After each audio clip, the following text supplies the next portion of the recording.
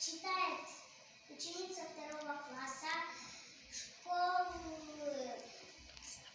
Красноборской школы Ижевского района. Пустина София. Мама спит, она устала, но я играть не стала. Я волчок не завожу, а уселась и сижу. Не шумят мои игрушки, тихо в комнате пустой, а по маминой подушке луч крадется золотой.